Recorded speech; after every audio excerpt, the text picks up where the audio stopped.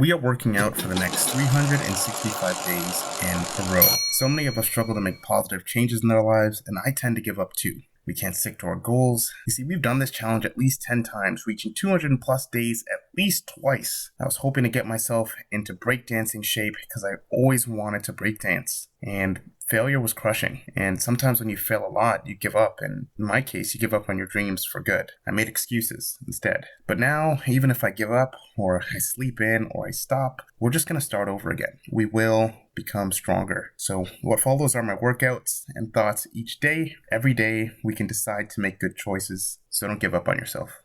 Welcome to Workout Every Day, day number 26. Weighing in at 193 pounds, we've lost some weight. And today's focus is hip mobility. So that's all what this workout was, okay? So there's a couple exercises I saw that were related to kicking and taekwondo and martial arts. And it turns out they have a lot of insight on how to improve hip strength and hip mobility. Now, one thing I used to think is that all I had to do was just stretch my hip flexors over and over, and then my hips would be better. I'd have stronger and more flexible hips. This is not the case. So now I'm on this kick of strengthening the hips and doing different exercises for it. So what I started doing is this knee raise. Now, something I had no idea about is I have a weakness on my right side. So when I picked up that right leg and tried to hold it up, I felt this blocking sensation, kind of like there was a ball stuck in my hip. I don't know how to fully explain it, but that just lets me know that there is things to work on in this area. And as I progressed doing this exercise, it got a little bit easier. Now, what is this exercise for? Well, it's for hip strengthening under time and building that endurance. And I start progressing this into some other progressions I saw in those martial arts videos. Not only does this exercise tax your hips and makes them stronger over time, it also makes sure that your balance and your ankle is also challenged. So you're getting that dual benefit there. You can kind of use your hands to balance, as you can see me doing here, and it's a great exercise if you want to build more balance and more stability. Now, to progress that movement even more, I added a kick, very, very slow and controlled. I kick my leg out as slow as I can possibly imagine and straighten it as much as I'm able to, and then I bring it back to the starting position. Now, this movement to me is a very, very good way as well to work that full straight leg. I've never really been able to straighten my leg all the way out. Even there, it doesn't really seem like it's straight. And I don't know if that's a combination of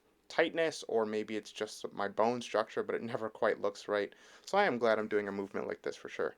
Not everything was smooth sailing though, because I did feel that I was leaning a little bit more than I needed to. Like here on this foot, I feel like I'm leaning backwards, and trying to find that balance point was quite the challenge here. Next thing I wanted to do is I wanted to get my feet dynamically engaged, so I wanted to do a big swing up and then balance, and I did quite a few of these. I think it's just as important as doing the static or slow movements to have movements that pick up the pace and use that range of motion or use that strength that you're building in whatever range. And I'll parrot this about static exercises and flexibility exercises all the time, right? You shouldn't just stretch or strengthen it. Experiment, see how that movement feels at its end range.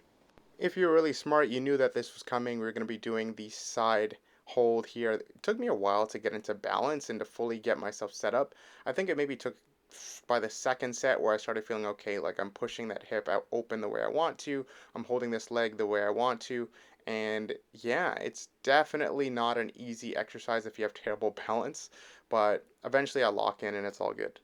One thing that I'm super curious about is torso position. Should I try and have my torso more lean to the side? Should I, move it closer to the leg? Where should I be? I kind of toyed around with that between the sets, but I'll do some research and maybe ask you guys and see what the consensus is on doing this specific hold. And to keep things consistent here, I do the kick very slowly from the side. Now, I'm not just doing one set of these guys, I'm doing about 4 sets of each of these exercises because I really want to strengthen this area.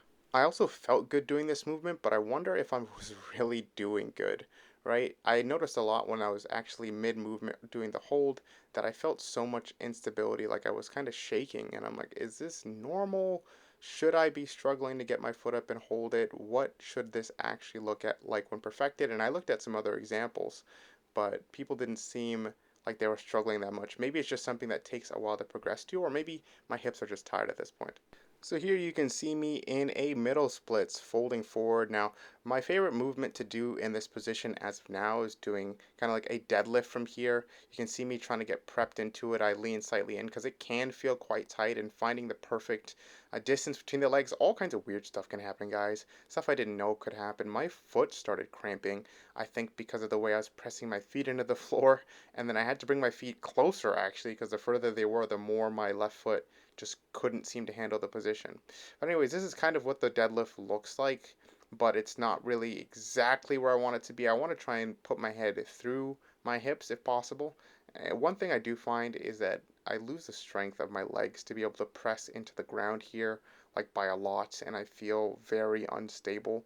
Maybe it's just that I'm a little bit too deep to control things, or maybe I'm not pressing through the right part of my foot. That's where I'm the most interested. But anyways, as you see me here, I started getting further and further in between the legs, and I started thinking, hey, if I had a rope here, what would I do? Actually, you know what? I think rope deadlift from this position is probably really good because it pulls you and then you get the stretch. So maybe that's something we'll try. But I'm sure next time we do this, we're going to add weight to it.